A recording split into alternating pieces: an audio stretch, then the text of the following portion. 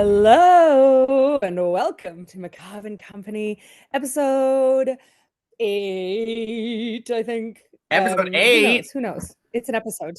I think it's episode 8. Wow. Make sure while you're in your podcast app there, friends, that you hit follow or subscribe because it really helps us. And share it to your friends. Give us a review. Give us 5 stars. We need that. And if you're sitting with anyone, if you're on the train, just lean over and boop, follow us on the person next to you's phone as well. Yeah, I think they might get in trouble if they do that. I mean, I'm not sure how it is in Australia, but if you Oh, did that in California, someone would probably punch you in the face. okay, well, maybe just only do it if you know them or start up a Yeah. conversation, meet a friend and say, hey, have you listened to this podcast? Here, let me show you, and introduce it to everyone you know. Promoters. Promote us, please. Welcome, George. I'm so excited for this episode. I cannot wait to get into it. It's a wild ride, but first, we have a drawing, do we not? We You picked us do. a I'm card. really excited too. This drawing, for anyone listening, I guess I channeled the energies of the universe for all of our patrons and our listeners. So I actually drew up today the Seven of Swords as our one card reading for today. Beautiful fun card Oh, there. I'm showing it to the this screen. card is fancy. Someone carrying a Yes, person he's carrying 7 swords. Looks a little bit like they're struggling to carry them all. But the 7 of Swords indicates I feel like those would dishonesty. slice them. Yeah, probably. That's like something I'm would so happen to me though if I was carrying them. Earlier, I was clearing out the dishwasher and I knocked a knife and it fell on the floor like a real sharp knife. I just put it on the countertop because I'm an idiot. And I knocked it with my elbow moving a plate and it fell onto the floor, Erica. I swear to God, it missed my foot by it landed right to the side of my foot. Ooh, no. None of Yeah, that. I know. Anyway, here we go with the 7 of Swords. All right. So the 7 of Swords indicates dishonesty, whether your own or somebody else. This card asks you to reassess the secretive behaviors you may be exhibiting. Are these secrets keeping you safe from something, or are you harboring them for someone else's sake? It's time to analyze what you are keeping to yourself, or maybe even from yourself. The 7 of Swords not only suggests a secret being kept or dishonesty activity, but it can also bring to your attention to the truth you don't want to face, or maybe something you haven't considered, but that has been influencing you without your knowledge has been influencing you without your knowledge. If you are the one being tricked, stay on the lookout and try being a little more aware of strange situations. Greed, thoughtless behavior, and impulsiveness are traits of the 7 of Swords that can be easily spotted. Ask yourself this: are you lying? Are you keeping secrets? And if so, is it hurting you or anyone else involved? Write your pros and cons for justifying your sneaky behavior, you sneak. It's a selfish decision or rooted within good intentions. Try giving yourself some alone time to think about why you're staying in this situation or what is keeping you here. There are no wrong answers, only reflection. Oh my gosh, this card really said, take a time out, go sit in the corner and think about what you've done. Think about what you've done, or think about who else could be doing that. Listen, I watch a lot of sorry, I keep saying Desperate Housewives. I watch a lot of the Real Housewives, especially of the Beverly Hills area, because I'm obsessed. Those ladies consistently lie to each other and to themselves. They're Well, so that's a really delusional. appropriate. It's really appropriate for today's story because we are going to talk about a bunch of liars who lie. Oh, great. I've got my cocktail ready and I am ready to listen. Okay, I am telling you all today about what is often known as the Galapagos Affair. Have you heard of the Galapagos Islands? Yes. Okay, perfect. So, a little bit of background on the Galapagos Islands. Now, I have been really intrigued by the Galapagos Islands for a long time. My parents went there on their honeymoon, and so I grew up hearing stories of their adventures in the Galapagos, and it was something that was really high on my radar to go. So I've actually been in Ooh. 2019. I know, right? Ro and I went. Whereabouts are they? You're going to show us on a map on So Patreon. I can show you on a map. I didn't get a map, but I can Wait, explain it. I am a phone. So 2025. I can look it up. yeah, give it a goog. So they're just off the coast of Ecuador, the western coast, and Ro and I actually we went and we did some scuba diving with hammerhead sharks, and it's incredible, but it is Wait, it's wild. Like, aren't they like one of the most dangerous types of shark to swim with? I mean, I don't think any sharks are particularly safe to swim with. Like, it's not you got to watch Crazy. out. As long as you don't look like a seal, I think. But as long as you're just like hanging out, like I would sharks, look you've like got to a remember seal that. in a wetsuit. I really would. I think you got to remember that sharks, like, you're going into their home. This is their ocean, and as long as you don't look too much like food, I think you're fine. I've never been eaten by a shark yet, and I've swum with a few. So yeah. So the Galapagos Islands, to set the scene, like, so I have been there. My parents have been there. This is a place that I have like been fascinated by for a long time, and I found out about this story after we had left. Otherwise, I would have gone to the specific islands they talk about in this story. So the Galapagos Islands are kind of a small chain of islands in the Pacific Ocean. They're just off the western coast of Ecuador, and they, although they might seem like an island paradise, because they're on the equator, so close to the equator, they are rocky, they're dry, they're hot. But they have like the most incredible species of animals that are found nowhere else. So, very famously, Charles Darwin was there in 1835. Charles Darwin was there in 1835, and he studied the Galapagos finches, and they really inspired the theory of evolution. So these islands are really interesting and important. They they're named after a sort of a saddle, which is kind of said to resemble the shells of the giant tortoises that live on the island. And these tortoises are incredible. Like, some of them are so old, they're like massive, and you spending time on the islands are wild. Like, there's huge lizards, there's huge tortoises, and there's Wait, things about like the Darwin everywhere. movie Meg? Yes, Like there's just an that big. island where everything's like much bigger though. Like it's like Meg Yeah, 2, right? yeah, yes. I mean, yes, let's go with that. It's a So good it's example. essentially all the animals there are bigger than what they would be in the rest of the world. They're big, and there's a really wide variety of species because they've been kind of untouched for so long, and it's so hot there and so like dry and rocky that these species can really flourish. Are there So spiders and stuff bigger there? Like, is there like giant dragonflies? no, no. Okay. Maybe there used to be, though. Maybe in 1835 when Darwin was there. I'm like imagining like Avatar, but I know I shouldn't. Carry on. No, not quite Avatar, but I'll pop some pictures up when we were in the Galapagos. Just, you go and there's seals everywhere. There's like these giant lizards everywhere. It's a really, really magical place. Um, there wasn't, like, so they were discovered in 1535 and then pretty much ignored until the 17th century, and they became a regular stopping point for whaling ships looking to take on provisions. So the Ecuadorian government claimed them in 1832, and nobody really fought them. They were like, this is 60 miles off of our shore. These are ours. And everyone was like, slay, we don't care. Some really hardy Ecuadorians came across to make a living fishing, and others were sent to penal colonies. So they tried to make a penal colony on Floriana, this island that we're going to talk about. But because the terrain was so rocky, there was not a lot of natural water. They couldn't even make a prison on that island. Gave up. Wow. And yeah, while it's beautiful, it's quite the terrain. Like, it's so hot and it's so rocky and wild. So today, the islands are definitely a tourist attraction. It is not for the faint of heart to get there. You have to, like, take several boats. It's expensive. But it's incredibly worth it. But you're not glamping. You are on the equator Oh, so doing you're cool saying, things. yeah, okay, good. You're giving me a heads up. Don't book it because you won't enjoy it. You might not like it. You Got might it. not like it. Okay. There are some resorts, but there's no casinos. Dang it. Oh, I could do a resort though. I could do a resort in the Yeah. Galapagos Islands. Okay, I'll go scuba diving and you can As drink long as they cocktails. keep all those giant lizards and shit away from me, I'm fine. I don't think they can control the giant lizards. What I'll they no, carry but you you. can stop them coming into like the resort. Like I'm not going to be in the I pool. wouldn't. One's going to jump in with me. I don't think so. Okay, good. Yeah.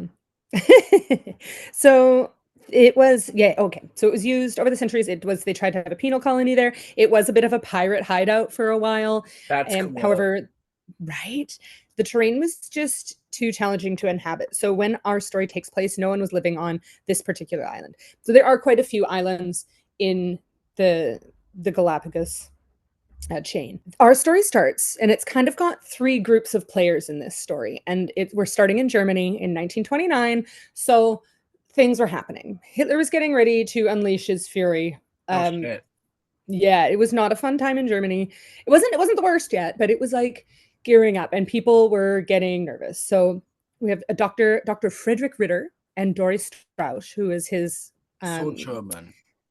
I know, still German, right? So we'll call them Fred and Dory. Who Fred was a doctor, and Dore, she had MS. She was diagnosed with multiple sclerosis.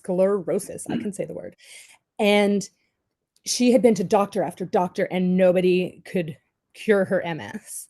And Frederick, he kind of like was driven by a real rejection of Western civilization, had several different philosophies that he picked and chose from that drove him. For instance, he believed that illnesses could just be overcome by the power of thought rather than medication. So his whole thing with Dor was that, like, just think hard enough and your MS will go away, which was all well and good in Germany, where there's access to medical care and things. Yeah, but there's still people However, that think that, still people that believe that, right? yeah, the power of thought can cure, like, that can cure a lot of things. Thought's really helpful. Can it cure MS? No, it Oh. can't. No, not at all. So she was really concerned because nobody had a solution for her MS, and until she met Fred, and he was like, yes, I've got you, queen. Just think about it. Think hard enough and you'll be just fine. But because of things getting ramped up in Germany, and he was really driven, like we said, by different philosophies, and a lot of them were just getting away from Western culture. So he really wanted to start a new life in a faraway place. Both of them, both of them had spouses, and they left their spouses. Their suggestion to their spouses was like, "Why don't you two get together, and we're gonna go to the Galapagos and live together?" And as far as I could find in my research, that didn't happen. Their spouses didn't get together, but they definitely left both of their spouses in Germany and were like, "Later, we're going." Now, I do just need to stop and mention that one of my favorite resources for this that I have watched several times, it's a documentary called, what is it called? The the Galapagos Affair, When Satan Came to Eden, that came Whoa. out in 2013. Yeah, it's Can you wild. like And link that? I gotta watch it. Send that to me. oh yeah, I will send it to you, and I've found it for free, for full, in like the full documentary put on YouTube by Coco Bongo. So Coco Bongo, thanks, Diva. You've Oh, really helped me out. Coco Bongo. Yeah, Coco Bongo. So it came out in 2013, and it actually has some like really fantastic voice actors in it. Like Kate Blanchett is Doris Strauss, but she's got, I don't know what kind of vocal acting coach she had for this. It's quite, you've got to see it. It's quite the time. Yeah. And so you've definitely got to watch that. They do also go into like some more of the history of the islands and like other people that had inhabited some of the main islands. One of which, this one clip that they use is talking about this family of brothers, and they're all like hanging out in the water, and one of them has the biggest boner. That it's, I like, who put this photo of this brothers with a giant boner in this documentary? Yes. That's my kind of documentary. So look for that. Enjoy that bit. But so Fred and Dora, they're getting ready to go. They're like, we need to leave. And before they left, because Frederick was like, it's really going to be hard to find dental care on this tiny little island in the middle of nowhere. So they pulled out both of their teeth, all of them. He ripped all their teeth out because, first of all, he was like, if we get any dental injuries or anything, like, there's not going to be a hospital. So to avoid having to do any dental care, they ripped out all their teeth. And he also was certain that he like had this theory that he could toughen up his gums enough to like chew all of his food with his gums. They're both vegetarians, so he wasn't expecting to have to tear any meat. But just in case, he made like a steel set of dentures for them both to share in case they needed to chew anything harder than like leaves. They were gonna share their dentures. Yes, this steel set of dentures. I don't And even like just like, sharing a glass with people. no, that's why I always drink from my giant water bottle. And nobody, no, wild, right? And so Dora was like, all right, off we go. Take out my teeth. Here we are. So they took themselves off to Floriana Island. They were the only people living there. They did have to work really, really hard. And this was the thing that they hadn't considered, that like, this is not just an island paradise. This was rough terrain. They had to really like find water, move it around, like set all of these things up. And Dora had MS. She wasn't really in a state to be doing hard labor in the heat of the Ecuadorian sun. Like, this was not a good time. So Fred kind of started getting like irritated with her. He's like, why can't you work as hard as me? Just use your mind and think that you don't have Oh MS. God, Fred, he's driving me Oh, crazy. doesn't he sound exhausting? Yeah. So they worked really hard to like make their homestead. They had to move heavy lava rocks. They were planting fruits and vegetables. They brought seeds with them so they could have a nice little garden. They were raising chickens for eggs, and they kind of became celebrities. So they wrote a lot of letters. And Floriana, one of the reasons they picked it was because that was kind of a mail hub. So the boats would come and pick up the mail there, and then they could send mail back to Germany and write to their friends and things. So they kind of became celebrities in Germany, which they didn't realize until months later. Their letters had been published in a newspaper, and these mail boats brought back these newspapers, and I'm like, oh my gosh, like they were being touted as like the modern Adam and Eve. Like, they also, because it's so hot and they were wearing rubber boots to do all this work, they were not wearing clothes. And not because they were like nudists, like we're back to the earth. They're like, it's just too hot. Also Whatever. wearing They were like just rubber boots. horny, like out in nature. There's no one else around. They were like, you know what? Let's just do it naked. I would. I would too, but Fred got like kind of upset about it because he wanted to be really taken seriously as like this scientist, not just just out there in the nude. I And take nude people seriously. well, in 1930, I don't know if they did. Oh, you're right. I So keep forgetting what era we're in. Got it. yeah, we're in 1930. So um that's them. So those are our first people, are Fred and Dor. Then after hearing about all of this, and their news of this paradise started getting back to Germany. So this family of called the Whitmers, they were also from Germany, and 1931 were like later days. We want to go to paradise. Um, and it was Heinz Whitmer. He had a 12-year-old son and his wife Margaret, who Margaret also is we have a lot of information about this from Margaret. She had journals, she wrote a lot of letters. She's a really great resource for us learning this story. She was also pregnant. She was 5 months pregnant by the time they got there. And one of her things was like, oh, great. We'll get there. And this doctor is living on this island, so he'll absolutely help us. They got there, and Fred and Dor were so mad. They're like, this is our island paradise. Absolutely not. Fred was like, I am not your doctor. I will be no one's doctor. I am not helping you, pregnant lady. Yeah. But they were already there. They had sold everything. It's like, okay, well, I guess we're here. And Fred was like, oh, let me help you find a place to live. And took them like an hour hike away into this like cave area. It was like, yep, here you go. You can live here. So that they weren't close to them. Was like having absolutely none of it. But the Whitmers did really well. They really were like rugged and independent, kept to themselves. They really built up this homestead, and they actually did better than a lot of people because Okay, so he just walked them, sorry, he walked them to this caved area and said, you can yeah, live here. And they said, great. yeah, And she's yeah, pregnant, and they just yeah. somehow built a house and shit there. This is like something you see on the Smurf, and you go, all right, obviously this is magical because people don't do that. Like, I guess Yeah. again, it's 30s, but still, if someone dropped me off at a caved area and said, all right, you could live here, I would first off burst into tears, and then I would probably, I don't know what I'd do because I wouldn't know what to do. How do you know what to do, especially in the 30s? How did they know what to do? But they were different. They have different constitutions, and they knew that they were like, we are going to do this, to like live in the bush and build our own way. It's like they left society to do this. That's the kind of people they were. Yeah. And at this stage, Fred and Dor were kind of like, they were relying heavily upon the boats that would come in and they would get supplies from the boats. But the Whitmers were really resourceful, and they set up their homestead and really like got themselves really established. So they were actually doing really well. However, our next arrival is where things go awry. So, not long after the Whitmers came, this another party of 4 arrived on Floriana, led by the Baroness Eloise Verboten de Wagner Bosquet. Is how I'm sure I butchered that. I'm This not is going to say like her the whole name. opposite of Survivor.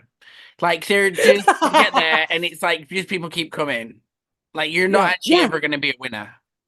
And they're like, we just want to be alone. So the Baroness, we're just going to call her the Baroness because I can't say that name a bunch more times. I love She's that. this attractive, right? The Baroness, this attractive young Austrian woman who also is often known as Crazy Panties. She just liked to go around in her underpants, usually with a gun, but would like traipse around the island, being fancy and bougie and drinking. And she had with her her 2 German lovers, Robert and Rudolph, as well as this random Ecuadorian, Manuel, who presumably was just hired to do all the work. So she had her 2 lovers, her Ecuadorian manservant, and she just like Lovers. I strolled. thought you said lepers, and I was like, why would she take a Oh couple of no. lepers with her? Okay. I'm sorry, lovers, her lovers.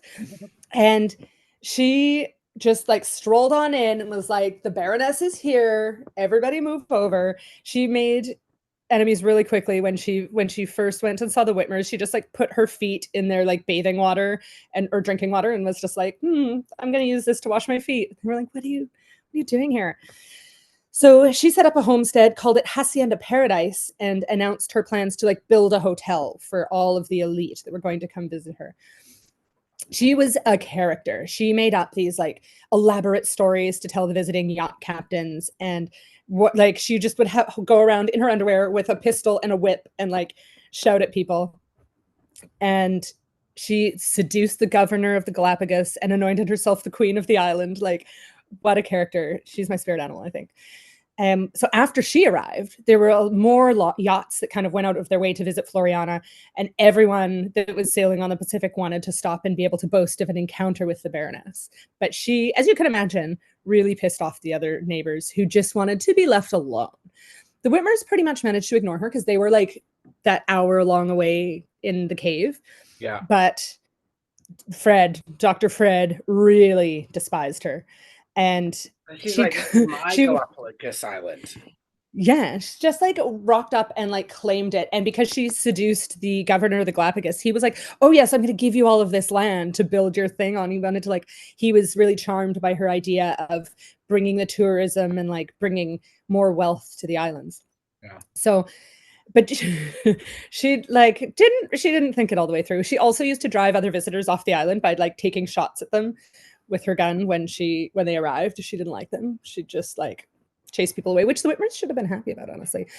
But this quickly deteriorated. So Lorenz somehow just fell out of favor, and the other lover, whose name I've already forgotten because there's so many people, Rudolph. Good old Rudolph. Good old Rudolph. So one just kind of like fell out of favor, and the other one started beating him randomly. And so then that first one would spend a lot of time with the Whitmers and would like go and be like, oh, he's beaten me again. Can I come hang out with you, with your pregnant lady? And then the Baroness would come and get him. And then there was quite the drought, and it's so hot there. If there's not running water, there's like a lot of issues. And the Whitmers were kind of the only ones doing well because they were really resourceful. Fred and Dor did not do very well at like managing their homestead. They had been really relying on those boats that were coming in, but now they only wanted to see the Baroness, who of course wouldn't share. So after this drought began, the Whitmers and Dr. Fred became really angry when they began to suspect that the Baroness was stealing their mail and bad-mouthing them to the visitors, who, of course, repeated everything to the international press. So now the press is reporting on how wonderful the Baroness is and how terrible everyone else is. Wow. And then things escalated real fast. They escalated so quickly. And then things got petty. One of the lovers stole the Ritter's donkey one day and just turned it loose in the garden of the Whitmers to eat all their vegetables. And then in the morning, Heinz Whitmer shot it because he thought it was a feral donkey. So I forgot that the Baroness stole someone else's donkey and would just ride it around. So funny. What? Yeah. Right? And there's also, when you watch the documentary, there's this movie that they filmed. One of the ship's captains that came, it was like a scientific study boat that would come and check in on them and document everything, which is another reason we have all this documentation. So they document all the people that lived on the island and like how they were doing. And once the Baroness came, they were like, "Oh, we've got to make a movie about you," in like a 1934 silent film movie of the Baroness. And so the next time they came, they brought all these cameras and they made a movie, and it's in the documentary. So you watch it, and it's like a 4-minute long silent movie about the Baroness and her lovers. They called her, I think, the Empress in the movie, and it's wild. So she's like really causing a scene. Then on March 27th, 1934, the Baroness and one of her lovers just kind of disappeared.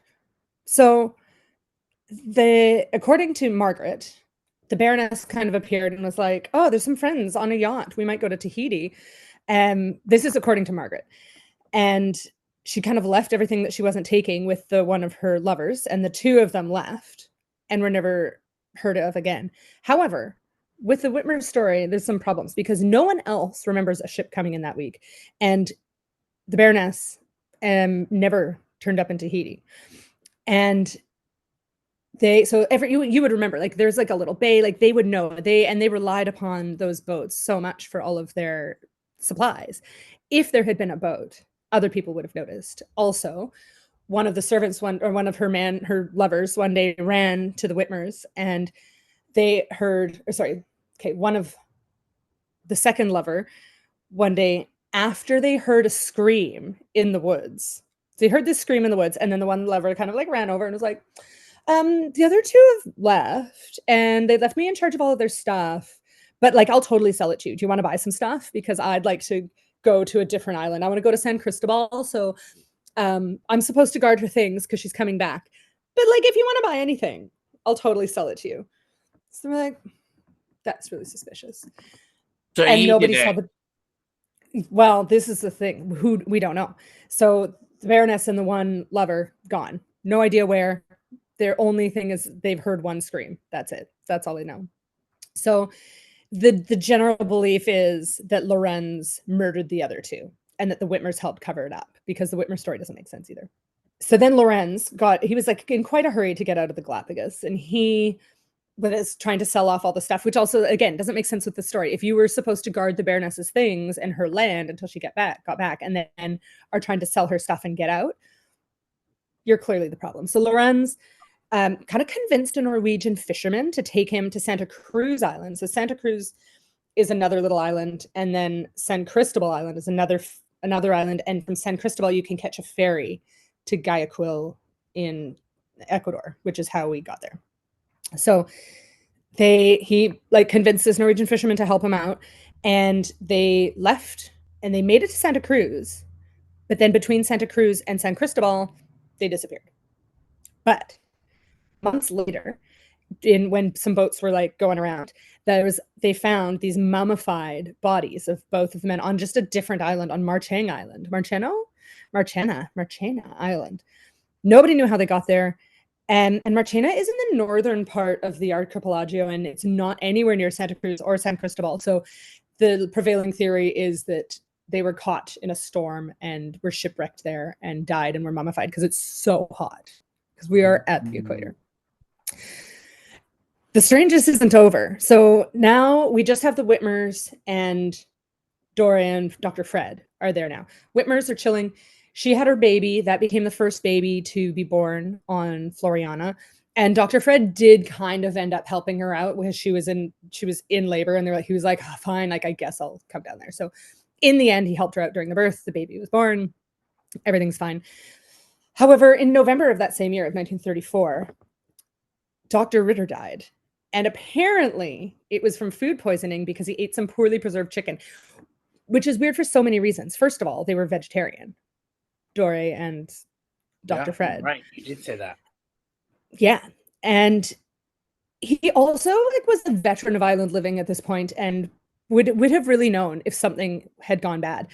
However, these chickens started getting sick and dying, and they thought that if they boiled them, they could get rid of whatever sickness was in there, and it clearly didn't work. So most people believe that Dory poisoned him because allegedly she also ate the chicken, but then she was totally fine, and he ate the chicken and was at death's door.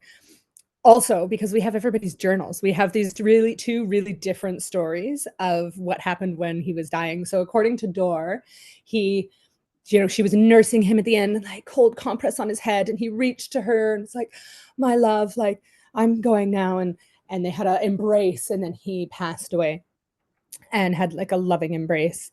And then Margaret Whitmer was also there because they called the Whitmers to Dora called the Whitmers to be like, I think he's dying, come help. And in Margaret's diaries, she wrote that he wanted nothing to do with Dora at the end. She was trying to like give him some morphine. He was like struggling, didn't even want her to touch him.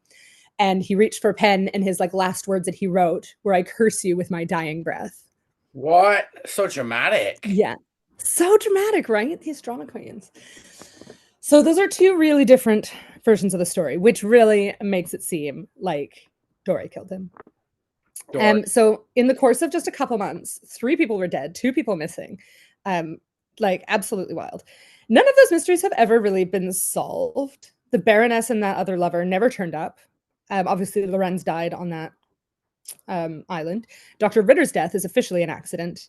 No one still has any idea how Lorenz and the Norwegian ship captain got to Marchena. The Whitmers stayed on the island, and they kind of became really wealthy later. So they still have a hotel on Floriana, and their descendants still run it to this day. So I'm really sad that I didn't get to go to Floriana. We went to a few of the other islands, and had I learned about this story first, I would have absolutely gone to Floriana and had a look at this. But their descendants are still there. Dora Strauss returned to Germany, and she wrote a book, which is really interesting. So that I've actually got that one on order, and there's a new one coming out this year that I have ordered so we can book club it. Likely we'll never really have any real answers to what happens. Margaret Whitmer really stuck to her story about the Baroness going to Tahiti. Margaret died in the year 2000, so she like never strayed from that story of the Baroness going to Tahiti, even though the other people heard a scream. And it just like who really knows? Strauss's book, right? We know we can judge. Doris Strauss's book doesn't really say anything about anything else. Like she is adamant that Lorenz killed the Baroness and the other lover, but doesn't have any proof other than their gut feelings and hearing a scream. And also, it seems really likely that she killed her partner. She killed Dr. Fred. So like, they're all a bunch of lying liars who lie, and you have to watch the documentary. I'm gonna watch it, and I think our listeners are gonna watch it too. Yeah, everybody. There's a lot to that story, right? It's wild. Yeah. So that's the story of the Galapagos Affair. Well, I'm really excited to watch the documentary. Thank you for enlightening me into the Galapagos Islands and the murders that go on there. Right? When you think about it, I'm sure like all these really remote places, there's probably like grim stuff happens all the time that we don't know about. Oh, absolutely. For sure there is. So I'm obsessed. I would love for you to Google a picture of the Baroness, because she is a tasty snack. And I'm gonna do it. Yeah, have a look. Watch the doco. I'll link it in the show notes, and George, I'll send it to you directly. But it's long. It's like 2 hours long, so maybe take a break. But oh yeah, I'll watch it on like a day off in the afternoon when I don't want to do anything. Yes. Oh my gosh. Amazing. Well, thanks, friends. So everybody else, make sure you follow us everywhere at Macabre & Company on TikTok and Instagram, and sign up for Patreon, because Patreon's got a lot of fun treats in there. I will be doing some more book clubs and once my books arrive on this. And yes, and you also get these episodes earlier than everybody else, because as soon as I'm done editing them, I put them on Patreon immediately. So if you can't get enough, you'll get to hear the stories early. So $5 a month really helps us out and entertains you endlessly. So do it. Boom. Thanks, Erica. Thanks, Georges. I just noticed that the topic of the Zoom meeting is Thunder Rainbow Unicorn Party, and I am here for it. Oh, I always think of you when I am starting these meetings. Well, everyone, thank you for joining us again today at Macabre & Company. We've had a blast. Thank you to Erica for the storytelling, and everyone, as always, Stay spooky.